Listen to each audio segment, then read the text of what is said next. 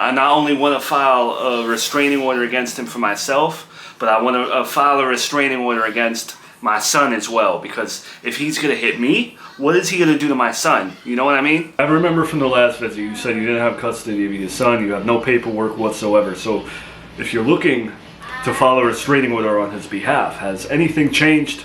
Do you have the paperwork now? I mean, I don't have the papers showing that I have custody, but he's my kid. So I'm going to file a restraining order on his behalf.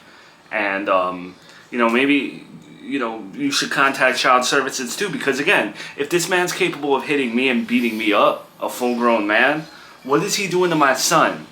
I don't trust the situation that my wife has going on if she's letting this man around my kid. I can't do anything on your son's behalf if you're not the one who has custody of him. My sister opened the Child Services case on me, and she did that with like a phone call. But I think my child is in danger because of my wife's boyfriend, and you can't hunt them down. Where's Child Services then? I just think there's some hypocrisy, some double standards here. Listen, I'll reiterate this one time and one time only. Custody papers are important. They show that you have a say over your son's life. It's almost like you're a manager for him.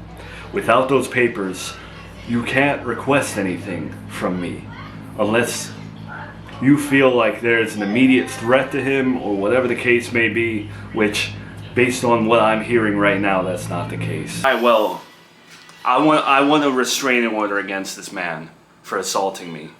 I want to file a report as well. All right, before we file any paperwork like that, I just need to get you some facts straight. You were in his house when that went down? I was in his house getting my son's diaper bag, which he should have had. I think he stole that. And I should also add that my mother's boyfriend shot him in the shoulder in his house. But this was all...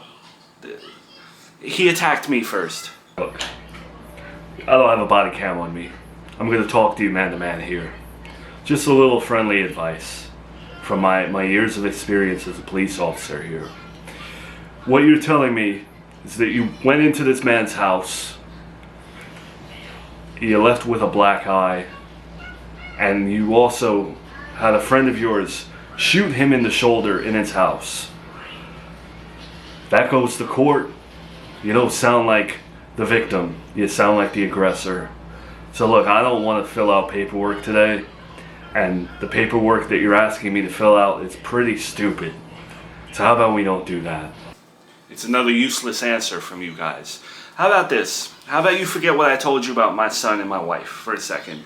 And how about we just pretend my son lives with me and he's just visiting his mommy right now, right? You don't know whether or not my son really lives with me or not, right? So I still want to file that restraining order on his behalf because he lives with me, so that he's not around this man who might be very dangerous, No.